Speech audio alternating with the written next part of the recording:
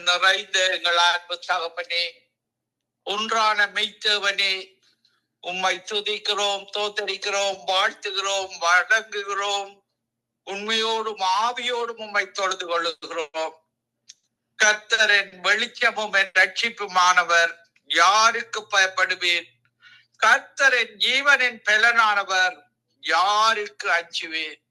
ஆவியானவரே, தொடக்கம் முதல் முடிவு வரைக்கும் இந்த உம்முடைய என்னுடைய வாயின் வார்த்தைகளும் இருதயத்தின் தியானங்களும் இந்த 5 கண்டங்களில வாழுகிற ஒவ்வொரு மக்களுக்கும் அவர்களுடைய தெரிவை, 2 விதமான தெரிவு, ஒன்று பரலோக ராஜ்யத்துக்கான தெரிவு, மறுபக்கத்துல நரக ராஜ்யத்துக்கான தெரிவு.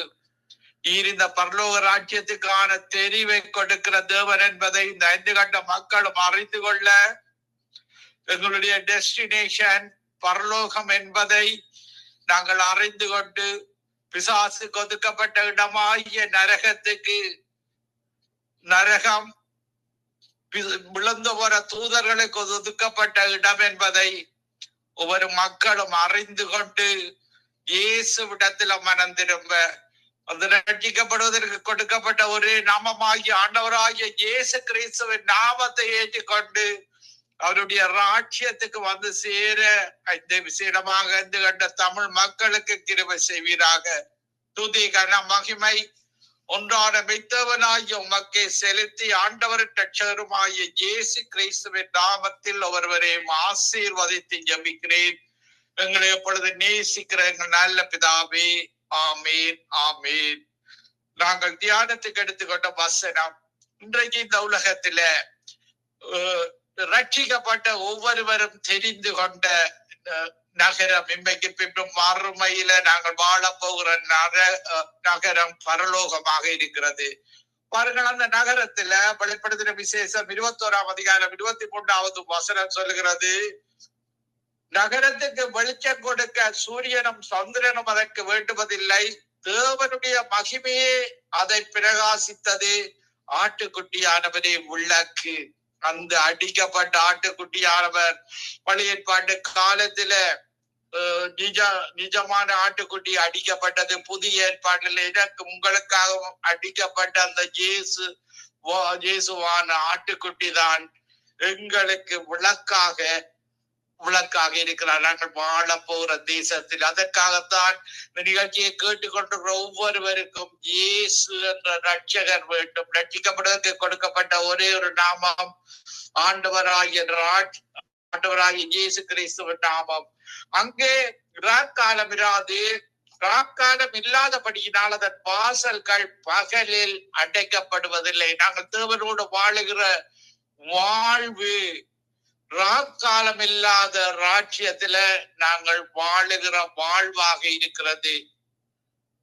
நாங்கள் பார்க்கும் பொழுது வெளிப்படுத்தின விசேஷம் 22ஆம் அதிகாரம் 5வது வசனத்திலேயும், அங்கே ராக்காலம் இராது, விளக்கும் சூரியனுடைய வெளிச்சமும் அவர்களுக்கு வேண்டுவதில்லை, தேவனாகிய கர்த்தரே அவர்கள் மேல் பிரகாசிப்பார், அவர்கள் சதா காலங்களிலும் அரசாடுவார்கள்.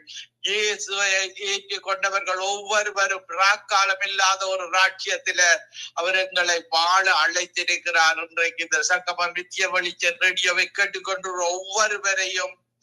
ஒவ்வொருவரையும் அந்த ராஜ்யத்துக்கு அழைத்திருக்கிறார். இந்த உலகம் முடிவல்ல, இம்மைக்கு இப்ப மறுமையில அந்த மெய்யான தேவனோடு வாழுகிற வாழ்வு, இந்த வாழ்வை நீங்கள் இழந்து விடக்கூடாது. பாருங்கள், மறு பக்கத்துல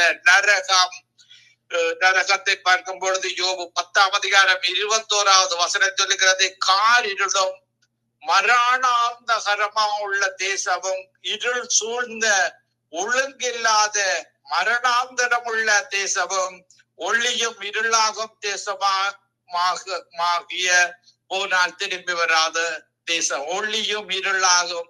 அந்த நரகத்தில இருளுக்குத்தான் அதிகாரம் இருக்கிறது. ஒளி கூட அங்க இருளாக போகிற தேசம் தான் அந்த நரக தேசமாக இருக்கிறது.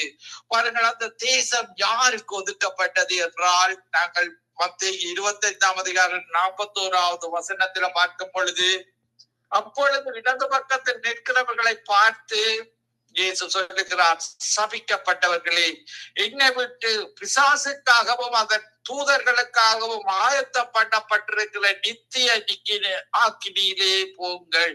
பாருங்கள், அந்த நரகமானது அந்த ஒரு பிசாசுகளுக்காகவும் ஏஞ்சல்ஸாக இருந்து விழுந்து போன பிசாசுகளுக்காகவும் தூதர்களுக்காகவும் ஒதுக்கப்பட்ட இடம்தான் நரகமாக இருக்கிறது. பாருங்கள், தேவன் எங்களை மனுக்குலத்தை ஆதியாகமம் 1:27 தேவனுடைய சாயலாகவும் ரூபத்தின்படியும் படைத்தார். பாருங்கள், இந்த உலகத்தில பகலும் இருக்கிறது, இரவும் இருக்கிறது.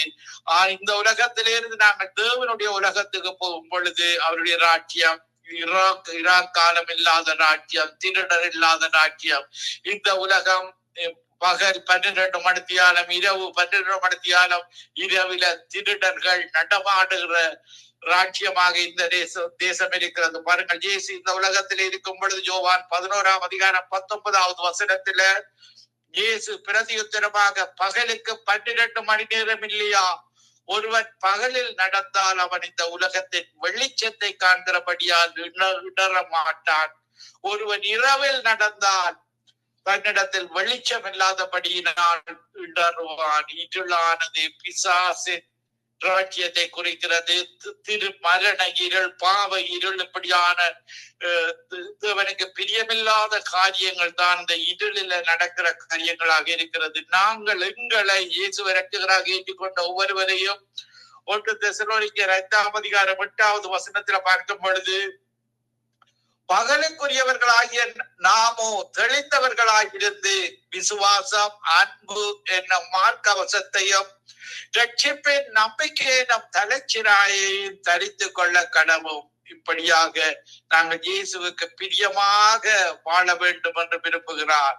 பாருங்கள், 1 தெசலோனிக்கேயர் 5:9 தேவன் நம்மை கோவாக்கினைக்கென்று நியமிக்காமல் நம்முடைய கர்த்தராகிய இயேசு கிறிஸ்து மூலமாய் ரட்சிப்படைவதற்கென்றே நியமித்தார். பாருங்கள், இயேசு இந்த உலகத்துல வந்து சிலுவையில மடித்து உயிர்த்தெழுந்தது மக்களை ரட்சிப்பதற்காக, அவர்களை தண்டிப்பதற்காக அல்ல.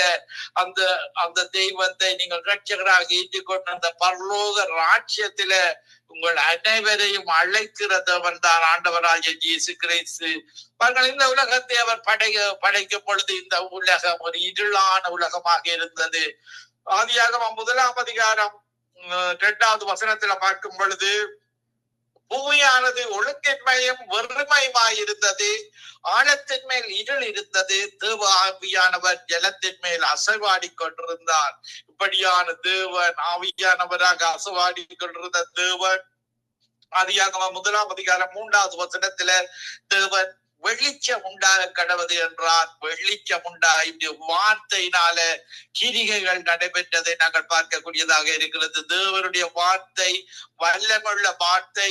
அந்த வார்த்தை அந்த காரியத்தை செய்து விட்டுத்தான் திரும்ப உங்களை ஆசீர்வதித்து விட்டு உங்களை சுகமாக்கி நன்மையான ஈவுகளை, பரிபூரணமான ஈவுகளை தந்து விட்டுத்தான் திரும்பும். பாருங்கள், இப்படியாக ஆதியாகமம் 1:4 சொல்லுகிறது, வெளிச்சம் நல்லது என்று தேவன் கண்டார், வெளிச்சத்தையும் இருளையும் தேவன் ஒவ்வொருவராக பிரித்தார்.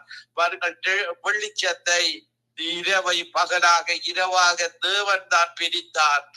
வெளிச்சத்தின் பிள்ளைகளாக நாங்கள் வாழ வேண்டும் என்று தேவன் எங்களை அழைத்திருக்கிறார். பாருங்கள், நாங்கள் பிறக்கும் பொழுது ஆதாம் ஏவாளின் சந்ததியாகிய நாங்கள் இருளின் பிள்ளைகளாக பிறக்கிறோம். பாருங்கள், பாவ இருள், மரண இருளை கொண்டவர்களாக நாங்கள் பிறக்கிறோம். தேவனிடத்துல நாங்கள் மறுபடியும் பிறக்கும் பொழுது, அவருடைய ஆவியினால நாங்கள் மீண்டும் பிறக்கும் பொழுது எங்களுக்குள்ள இருள் அகன்று போகிறது. பாருங்கள், அவருடைய மெய்யான ஒளி எங்களுக்குள்ள வருகிறது. அவருடைய ஆவியானவர், அந்த ஒளியான ஆவியானவர், பரிசுத்த ஆவி எங்களிடத்துல வரும் பொழுது எங்களுக்குள்ள இருந்த அந்த பாவ சுபாவம் அகன்று போகிறது, பாவ இருள் அகன்று போகிறது, மரண இருள் அகன்று போகிறது. பாருங்கள், 2 கொரிந்தியர் 4:6 கேட்கும் பொழுது, இருளிலிருந்து வெளிச்சத்தை பிரகாசிக்க சொன்ன தேவன் இயேசுவின் முகத்தில் உள்ள தமது மகிமையின் அறிவாகிய ஒளியை தோற்றப்பட்ட பொருட்டாக எங்கள் இருதயங்களில் பிரகாசித்தார்.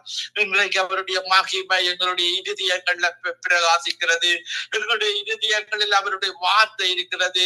எங்களுடைய இருதயத்தின் நிறைவினால நாங்கள் அவரை நேசித்து அவரை பேசுகிறோம். உண்மையோடு பாவியோடு நாங்கள் அவரை தொழுது கொள்கிறோம். அவருடைய வார்த்தை உண்மை உள்ள வார்த்தைகளாக எங்களுக்கு வாழ்வழிக்கும் வார்த்தைகளாக இருக்கிறது. பாருங்கள், வார்த்தையானவர் தான் மாம்சமாகி இயேசுவாக வார்த்தையின்படி வாழ்ந்து காட்டினார். மாம்சமான நாங்கள் பாவ இருளில வாழுகிற மக்கள் வார்த்தையை ஏற்றிக்கொண்டு இயேசுடைய மகிமையான ஒளியை எங்களுக்குள்ள எங்களுடைய இதயத்தில பிரகாசிக்க செய்கிறவர் தான் ஆண்டவராகி இயேசு கிறிஸ்து. பரலோகத்திலிருந்து அனுப்பப்பட்ட பரிசுத்த ஆவியானவரை தந்து எங்களை வெளிச்சத்தின் பிள்ளைகளாக எங்களை மாற்றி இருக்கிறார். பாருங்கள், இதற்காக நீங்கள் தொடர்ந்து ஆதாம் ஏவாளின் சந்ததியாகிய பாவ சுபாவத்தில் தொடர்ந்து வாழ்வீர்களாக இருந்தால் அந்த வாழ்வு இருளான ராஜ்யத்துக்கு, அந்த நரகத்துக்கு, பிசாசுக்கு ஒதுக்கப்பட்ட இடத்துக்கு உங்களை அழைத்து செல்கிறதாக இருக்கிறது. 1 தெசலோனிக்கேயர் 5ஆம் அதிகாரம் 5வது வசனம் சொல்லுகிறது, நீங்கள் எல்லாரும் வெளிச்சத்தின் பிள்ளைகளும் பகலின் பிள்ளைகளுமாய் இருக்கிறீர்கள்.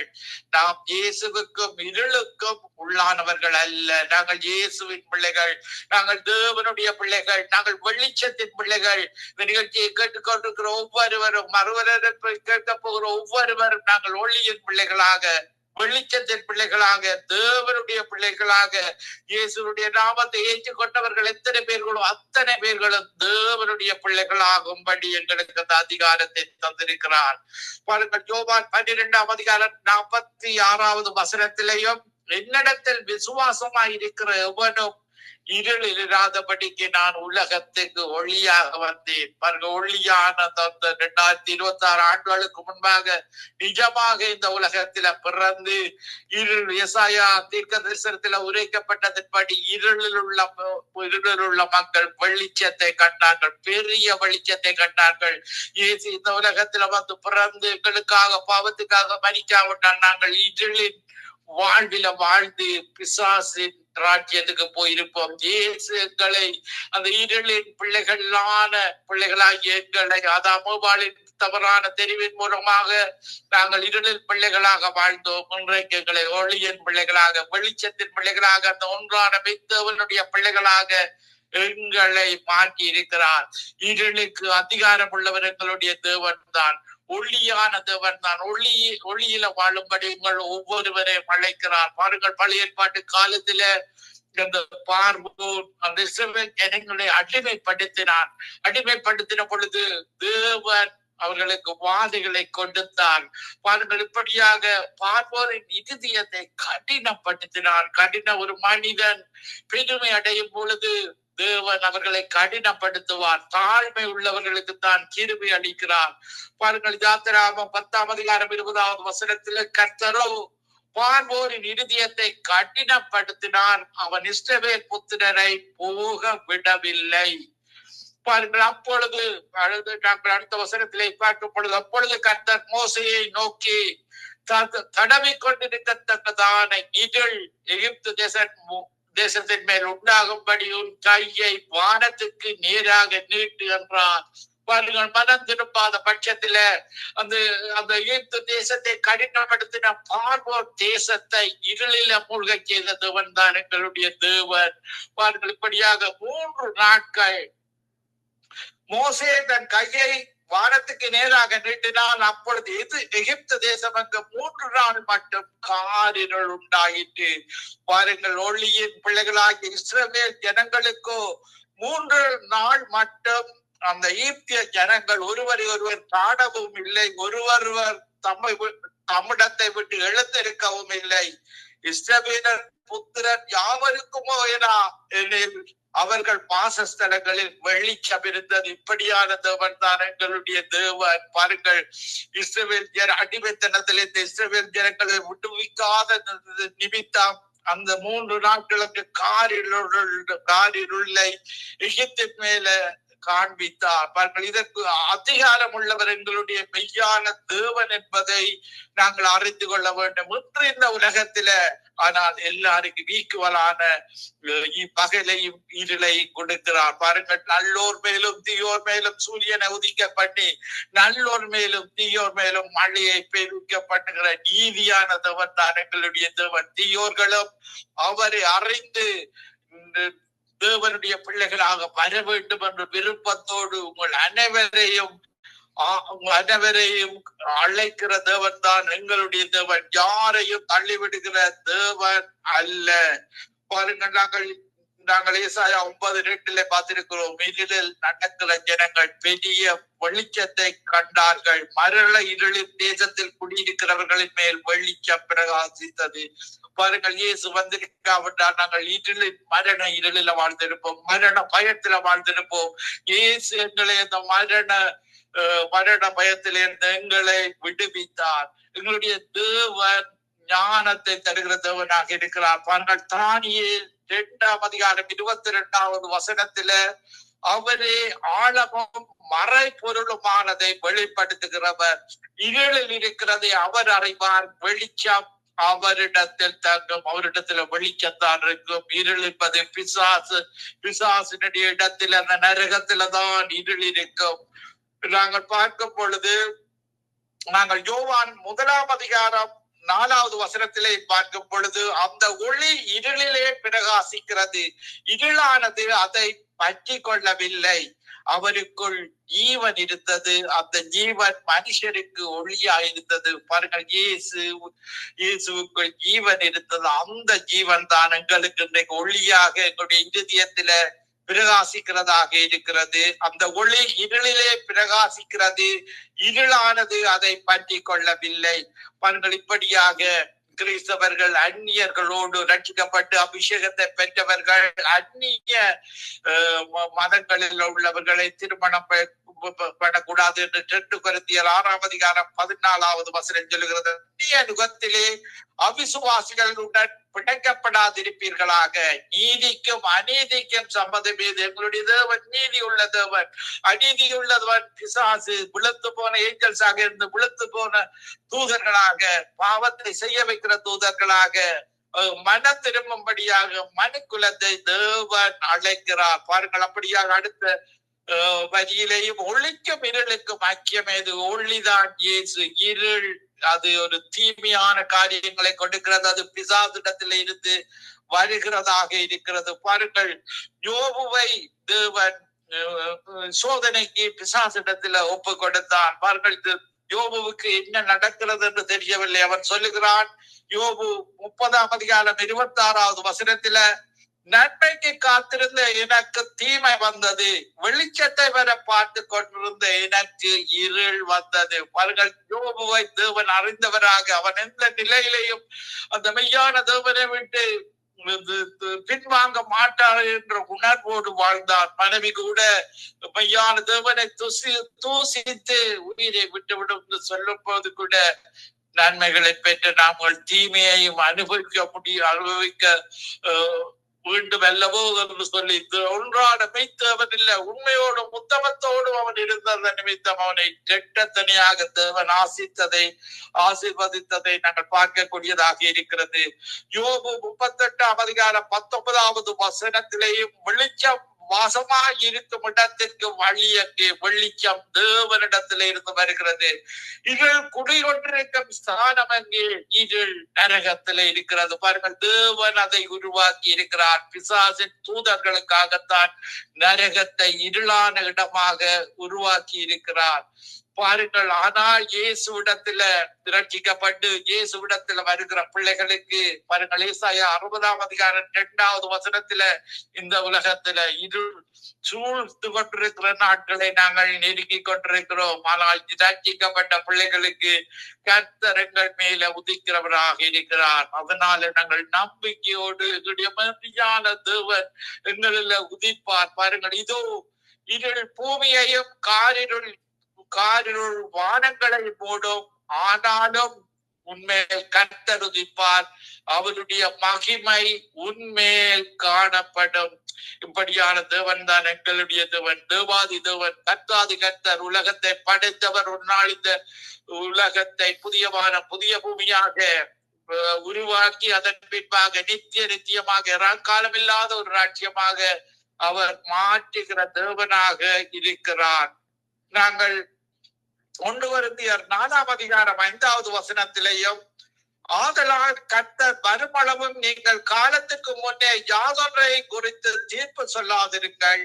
இருளில் மறைந்திருக்கிறவர்களை அவர் வெளியரங்கமாக்கி இருதயங்களின் யோசனைகளையும் வெளிப்படுத்துவார். அப்பொழுது அவனுக்குரிய புகழ்ச்சி தேவனால் உண்டாகும்.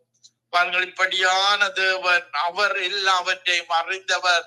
அவருக்கு முன்பாக நாங்கள் எதையும் ஒழித்து விட முடியாது. இன்றைக்கு பாருங்கள், எசேக்கியேல் புத்தகத்துல சொல்லப்படுகிறது, பல மனிதர்கள் அக்கினி யாகங்களை செய்வார்கள் இருளான இடங்களில். எல்லாவற்றையும் எங்களுடைய தேவன் அறிகிறார்.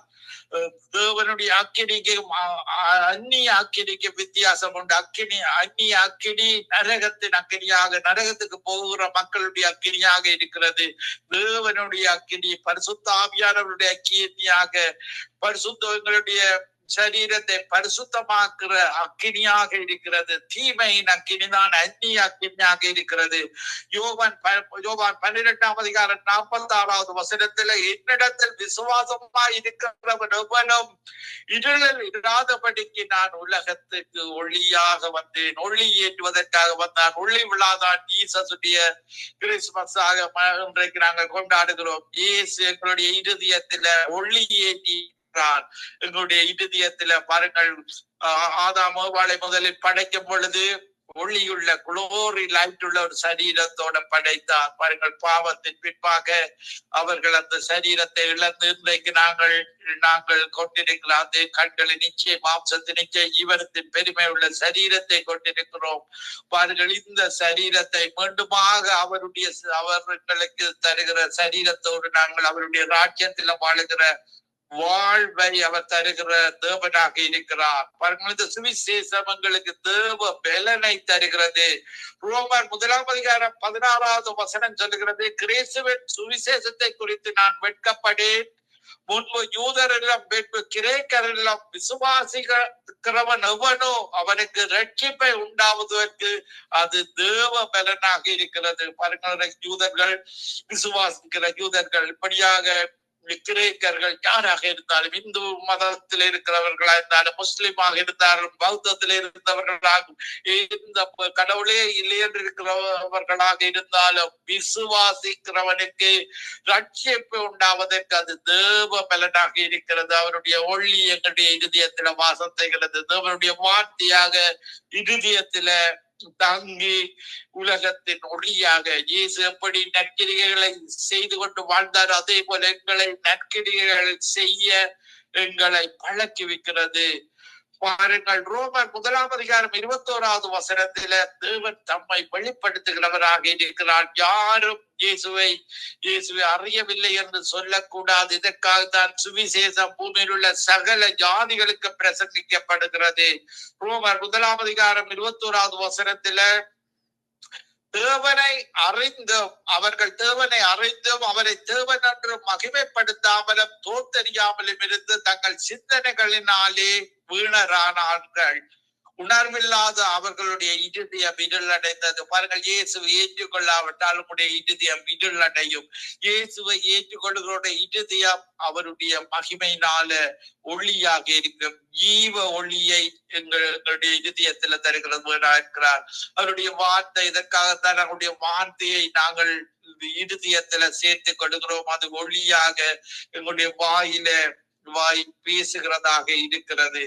பாருங்கள், 2 கொரிந்தியர் 4:6 இருளிலிருந்து வெளிச்சத்தை பிரகாசிக்க சொன்ன தேவன் இயேசுவின் முகத்தில் உள்ள தமது மகிமையின் அறிவாகிய ஒளியை தோன்ற பண்ணும் பொருட்டாக எங்கள் இருதயங்களை பிரகாசித்தார். ஆதியாகமம் 1:2 பார்த்தோம். எங்களுடைய தேவன் மெய் தேவன், இருளிலிருந்து வெளிச்சத்தை பிரகாசிக்க செய்த தேவன். வெளிச்சம் உண்டாக கடவுது, வெளிச்சம் உண்டாயிற்று. இந்த தேவன் இயேசுவின் முகத்தில் உள்ள தமது மகிமையின் அறிவாகிய ஒளியை தோன்றப்படும் பொருட்டாக எங்கள் இருதயங்களில் இன்றைக்கு பிரகாசித்திருக்கிறார். அவருடைய வார்த்தையினால் நிரப்பி எங்களுடைய இருதயத்தை ஒளியாக மாற்றியிருக்கிறார். இருதயத்திலே இருந்து எங்களுடைய முகம் ஒளியாக எங்களுடைய முகம் பிரகாசிக்க செய்கிற தேவன் தான் எங்களுடைய தேவனாக இருக்கிறார். பாருங்கள், நாங்கள் மத்தேயு 5:14 சொல்லப்படுது, நீங்கள் உலகத்துக்கு வெளிச்சமாயிருக்கிறீர்கள். மலையின் மேல் இருக்கிற பட்டணம் மறைந்திருக்க மாட்டாது. நாங்கள் மலையின் மேல் உள்ள பட்டணம் நாங்கள் மற்றவர்களுக்கு வெளிச்சம் நற்கிரிகைகளை செய்து மற்ற மக்களுக்கு வெளிச்சம் கொடுக்கிறவர்களாக இருக்க வேண்டும். பாருங்கள், விளக்கை கொளுத்தி மரக்காலால் மூடி வைக்காமல் விளக்கு தட்டின் மேல் வைப்பார்கள். அப்பொழுது அவ்வீட்டில் உள்ள யாவருக்கும் வெளிச்சம் கிடைக்கும். இவ்விதமாக மனுஷர் உங்கள் நற்கிரிகைகளை கண்டு பரலோகத்தில் இருக்கிற உங்கள் பிதாவை மகிமைப்படுத்தும்படி உங்கள் வெளிச்சம் அவர்கள் முன்பாக பிரகாசிக்க கடவுது. எங்களுடைய வெளிச்சம் நற்கிரிகைகளாக இருக்க வேண்டும் என்று தேவன் விரும்புகிறார். பாருங்கள், இன்றைக்கு மதங்களில் பிற இயேசு வேண்டாம் என்று வாழுகிறவர்கள் பாருங்கள், அவர்கள் சமாதான வழியை அறிய மாட்டார்கள்.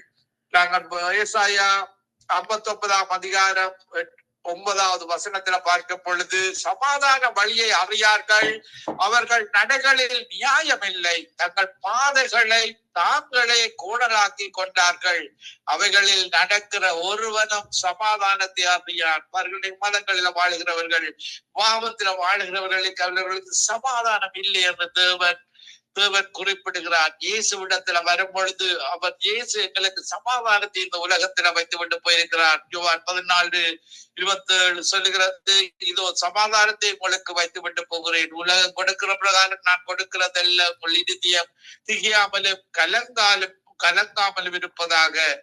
ஆதலால் அடுத்த வசனத்திலே பார்க்கும் பொழுது ஏசாயா 59:9 ஆதலால் நியாயம் எங்களுக்கு தூரமாய் இருக்கிறது, நீதி எங்களை தொடர்ந்து பிடிக்காது. வெளிச்சத்துக்கு காத்திருந்தோம், இதோ இருள் பிரகாசத்துக்கு காத்திருந்தோம், ஆனாலும் அந்த காலத்தில் நடக்கிறோம். நீங்கள் மதத்தில் நடந்தால், பாவத்தில் நடந்தால், சாபத்தில் நடந்தால், இயேசு கிறிஸ்துவிடத்துல உங்களுடைய பாவங்களுக்கு மன்னிப்பு கேட்காமல் நடந்தால், பாருங்கள், நீங்கள் சமாதானத்துக்கு காத்திருந்தாலும் அது அந்த காலம் தான் உங்களை சூழ்ந்து கொள்ளும். இருள் தான், இரண்டால் பிசாசு இருளின் அதிகாரியாக இருக்கிறார். அந்த கால இருளில, மரண இருளில, பாவ இருளில வாழ்கிறவர்களாக இருப்பீர்கள். பாருங்கள், இப்படியாக அடுத்த வசனத்திலே, நாங்கள் குருடரை போல் சுவரை பிடித்து கண்ணில்லாதவர்களை போல் தடவுகிறோம், இரவில் இடறுகிறது போல பட்டப்பகலில் முடருகிறோம், செத்தவர்கள் போல் பால் இடங்களில் இருக்கிறோம். பாருங்கள், இயேசுதான் ஒளியானவர்.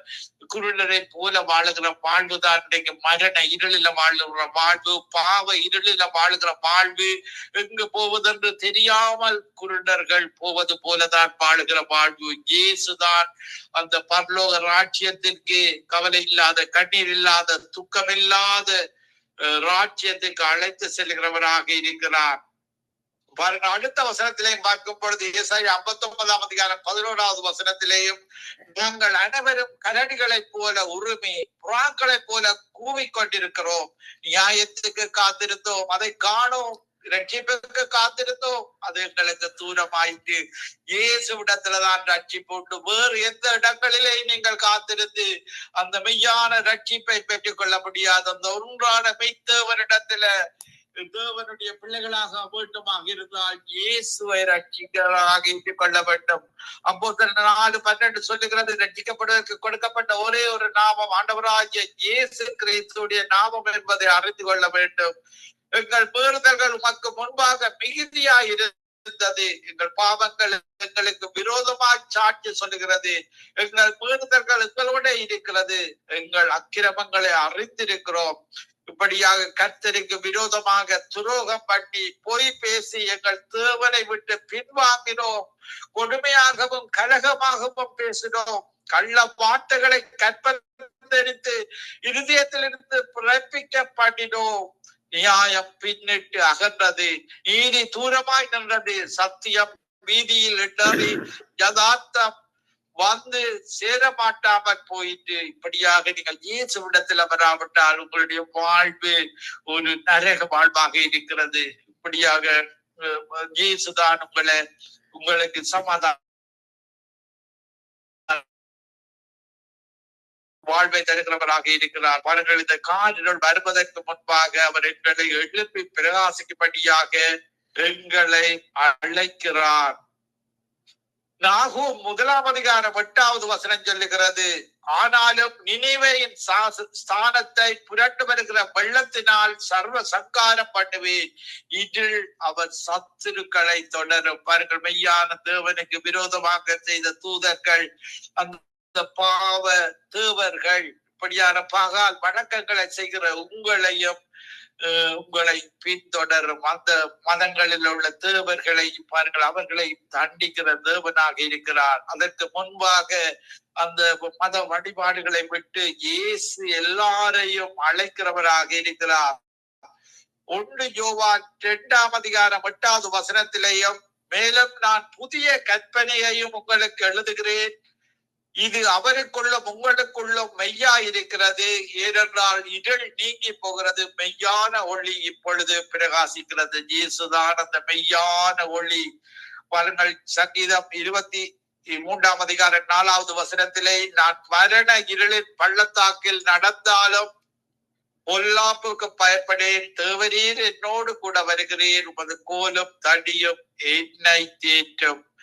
இப்படியாக நாங்கள் சங்கீதம் 107:11 பார்க்கும் பொழுது, அந்த காலத்திலும் மரண இருளிலும் வைக்கப்பட்டிருந்து ஒடுக்கத்திலும் இடும்பிலும் கட்டுண்டு கிடந்தார்கள். பாருங்கள், பிடித்தவரான காரியங்கள் பாவங்கள் செய்யும் பொழுது ஆனாலும் தேவனே இரக்கமுள்ளவர்.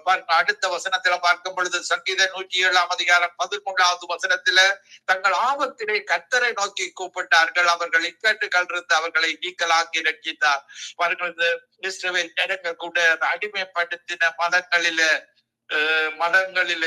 மதங்களை பின்பற்றினார்கள், அடிமைப்படுத்தப்பட்டார்கள். பலர்கள் எகிப்து தேசம் ஒரு விக்கிர ஆராதனை உள்ள தேசம். பாருங்கள், இலங்கை இந்தியா தேசம் எப்படி விக்கிர ஆராதனை தேசம். அந்த விக்கிர ஆராதனை இலங்கை இந்தியா தேசத்துக்கு வந்தது அந்த எகிப்து தேசத்தில இருந்துதான். பாருங்கள், இன்றைக்கு இலங்கை இந்தியாவில இருக்கிற தமிழ் எழுத்துக்கள் எகிப்து தேசத்துல கண்டுபிடிக்கப்பட்டுள்ளது. இதற்கு காரணம் அங்கிருந்து வந்த மதங்கள் தான். அந்த விக்கிர ஆராதனைகள் அந்த எகிப்து தேசத்துல இருந்த விக்கிர ஆராதனை தெய்வங்கள் இன்றைக்கு இலங்கை இந்திய தேசங்களில வருகிறது. பாருங்கள், இப்படியாக தமிழர்கள் அந்த அன்றைக்கு எகிப்தில இஸ்ரவேல் ஜனங்கள் அடிமைத்தனத்தில இருந்த அந்த மத வழிபாடுகளில அவர்கள் ஈட்டிக் கொண்டிருக்கிறார்கள். பாருங்கள், அதில இருந்து இஸ்ரவேல் ஜனங்கள் விடுவிக்கப்படுகிறார்கள். இன்றைக்கு இலங்கை இந்தியா இந்த மதங்களில வாழுகிற மக்களுக்கு இயேசு வேண்டும். செங்கடலை 2ஆக பிளந்து மோசையை போல உங்களை வழி நடந்த இயேசு வேண்டும். இன்றைக்கு மதத்திலே இருக்கிற ஒவ்வொரு மக்களுக்கும் இப்படியான தேவன் தான் எங்களுடைய தேவன். சங்கீதம் 112:4 செம்மையானவர்களுக்கு இருளிலே வெளிச்சம் உதிக்கும், அவன் இரக்கமும் மன உருக்கமும் நீதியும் உள்ளவன். செம்மையாக நாங்கள் வாழ வேண்டும், தேவனுக்கு பிரியமாக. தானியேல் 2:22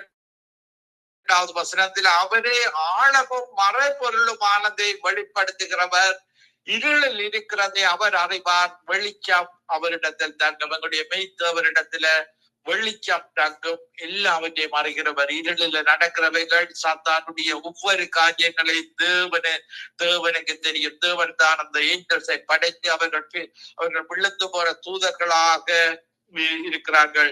யோவான் 1:5 அந்த ஒளி இருளிலே பிரகாசிக்கிறது, இருளானது அதை பற்றி கொள்ளவில்லை. பாருங்கள், இப்படியாக நரகம் ஒரு இருளான இடம். மத்தேயு 8:12 மத்தேயு 8:12 இனத்தின் புத்திரரோ புறம்பான இருளிலே தள்ளப்படுவார்கள், அங்கே அழுகையும் பற்கடிப்பும் இருக்கும். இப்படியான இடம்தான் நரகம். எங்கள் மதங்களை நம்பினால், பாவ பிசாசை நம்பினால், பாருங்கள், இருளான ஒரு இடம், அழுகையும் பற்கடிப்பும் உள்ள இடம், போனால் திருப்பி வர முடியாத இடம்தான் அந்த இடமாக இருக்கிறது. இயேசு சொல்லுகிறார், இன்னும் கொஞ்ச காலம் ஒளி உங்களோடு இடத்தில் இருக்கும், இருளில் நீங்கள் அகப்படாதபடிக்கு ஒளி உங்களோடு இருக்கையில் நடவுங்கள். இருளில் நடக்கிறவன் தான் போகிற இடம் இன்னதென்று அறியான். பாருங்கள், மதத்துல வாழுகிறவர்கள், பாவ இருளில வாழுகிறவர்கள், மரண இருளில வாழுகிறவர்கள் குருடர்களை போல எங்கு போவதென்று தெரியாமல் தவறான பிசாசின் வழிகாட்டல்ல அவர்கள் போய்கொண்டிருக்கிறார்கள். கொலோசியர் 1:13 வசனத்திலேயும் இருளின் அதிகாரத்தில் நின்று நம்மை விடுதலையாக்கி தமது அன்பின் குமாரனுடைய ராஜ்யத்துக்கு உட்படுத்தினவருமாயிருக்கிற பிதாவை தோத்தரிக்கிறோம். பாருங்கள், நாங்கள் 1 யோவான் 1:5 வசனத்திலே தேவன் ஒளியாக இருக்கிறார், அவரில் எவ்வளவேறும் இருள் இல்லை. இப்படியான இருள் இல்லாத தேவன் தான் எங்களுடைய தேவன். 1 யோவான் 1:7 அவர் ஒளியில் இருக்கிறது போல நாமும் ஒளியிலே நடந்தால் ஒருவரோடு ஒருவர் ஐக்கியப்பட்டிருப்போம். அவருடைய குமாரனாகிய இயேசு கிறிஸ்துவின் இரத்தம் சகல பாவங்களை கழுவி சுத்திகரிக்கிறது. 1 யோவான் 2:8 வசனத்திலே, மேலும் நான் புதிய கற்பனையை உங்களுக்கு எழுதுகிறேன், இது அவருக்குள்ளும் உங்களுக்குள்ளும் மெய்யா இருக்கிறது. ஏனென்றால் இருள் நீங்கி போகிறது, ஒளி இப்பொழுது பிரகாசிக்கிறது. இப்படி ஒளியான தேவன் தான் எங்களுடைய தேவன். பாருங்கள், இயேசு மரிக்கும் பொழுது மத்தேயு 27:45 வசனத்துல 6 மணி நேரம் முதல் 9 மணி நேரம் வரைக்கும் பூமி எங்கும் அந்தகாரம் உண்டாயிற்று. பாருங்கள், இயேசு மரிக்கும் பொழுது தேவன் அவர் ஜட்ஜ்மென்ட், பாருங்கள், அந்த ஜட்ஜ்மென்டை கொடுத்தார் மரிப்பதற்கான எங்களுக்காக. அவர் மரிக்கும் இடத்துல அந்த இடம் முழுக்க இருளாக 3 மணி நேரம் 12 மணியிலிருந்து 3 மணி வரைக்கும் இருளாக இருந்ததை நாங்கள் பார்க்கக்கூடியதாக இருக்கிறது. எங்களுக்காக பாருங்கள், சிலர் தொடர்ந்து பிசாசின் பிடியிலே இருப்பார்கள். நாங்கள் பார்க்கும் பொழுது அவர்கள் மனம் திரும்பவே மாட்டார்கள் என்று தேவன் வேதாகமத்தில் சொல்லி இருக்கிறார். நாங்கள் வெளிப்படுத்தின விசேஷம் 16:11 வசனத்தில தங்கள் வருத்தங்களினாலும் தங்கள் புண்களினாலும் பரலோகத்தின் தேவனை தூசித்தார்களே அல்லாமல் தங்கள் கிரிகைகளை விட்டு மனம் திரும்பவில்லை. பாருங்கள், சிலர் இந்த பிசாசின் கிரிகைகளில் எப்படிப்பட்டிருக்கிறவர்கள் தேவனை தூசிப்பார்கள். நான் சிறிய பாடலை பாடி உங்களுக்காக ஜெபிக்கிறேன். ஹல்லேலூயா, தேங்க் யூ ஜீசஸ். இருளின் அதிகாரம் அகற்றி விட்டீர், இயேசு அரசுக்குள் சேர்த்து கொண்டீர், நன்றி பலிபீடம் கட்டுவோம், நல்ல தெய்வம் நன்மை செய்தார், செய்த நன்மை ஆயிரங்கள் சொல்லி சொல்லி பாடுவே, நன்றி தகப்பனே நன்மை செய்தீரே. ஆமாண்டவரே, எங்களுக்கு நன்மை செய்தவரே, இந்த நிகழ்ச்சியை கேட்டுக்கொண்டு ஒவ்வொருவருக்காக ஜெபிக்கிறேன். ஆண்டவரே, ஒவ்வொருவரையும் உடைய அபிஷேகத்தினால் நிரப்பும்படியாக, அப்பத்தை கேட்டால் கல்லை கொடுப்பேனா, மீனை கேட்டால் பாம்பை கொடுப்பேனா, கொள்ளாதவர்களாகிய இந்த உலகத்து அப்பாக்கள் தங்கள் பிள்ளைகளுக்கு நன்மையான இவைகளை கொடுக்க அறிந்திருக்கும் பொழுது இந்த நேரத்துல நீர் பரிசுத்த ஆவியினால ஒவ்வொருவரை நிரப்புவீராக. இயேசுவின் நாமத்தில இருள் அகன்று போவதாக. உங்களுடைய பரிசுத்த ஆவியான உச்சத்திலே உள்ளங்கால் வரைக்கும் ஒவ்வொருவர் மேலும் இறங்குவீராக, ஒவ்வொருவரை வெளுத்துக் கொள்வீராக. உங்களுடைய மகிமையின் ஒளியை அவர்களுடைய இருதயத்தில ஊற்றுவீராக. அவர்கள் பாவ இருளிலே இருந்து மரண இருளே இருந்து மனம் திரும்பி உங்களுடைய ராட்சிய பிரஜைகளாக வருவார்களாக. துதிகர மகிமை ஒன்றான மெத்தவராய் உமக்கை செலுத்தி ஆண்டவர் நிச்சயமாகி இயேசு கிறிஸ்துவின் நாமத்தில் ஒருவரையும் ஆசீர்வதித்து ஜெபிக்கிறேன் நல்ல பிதாவே. ஆமேன், ஆமேன், ஆமேன், ஆமேன், ஆமேன். நன்றி பாஸ்டர். அருமையான வெளிப்பாடு. பரலோகம் நரகம் அதை விளக்கப்படுத்தி, ஒளி இருள் சம்பந்தத்தை விளக்கப்படுத்தி அருமையான விளக்கத்தை கொடுத்து மிகவும் ஆசுவாக இருந்தது. உங்களுடைய பிரசங்கத்திலிருந்து நாளே பற்றுமன்றத்துக்குரிய சில வார்த்தைகள் உங்கள் செய்தியிலிருந்து கற்றுக்கொண்டேன். மிகவும் நன்றி. நாளைய தினத்திலே 10:30 மணிக்கு உங்களை சந்திப்போம். கர்த்தர் உங்களையும் உங்களையும் தேவன் ஆசீர்வதிப்பாராக. ஆமென், ஆமென். Amen. God bless you, Mahendra. God bless you, Nathan. Amen. ஆமென், ஆமென், ஆமென். இதுவரை நேரம் செய்து கொடுத்தவர் பாஸ்டர் ஆண்டன் ராஸ்நாயம், ஸ்காப்ரோ, ஒன்டாரியோ.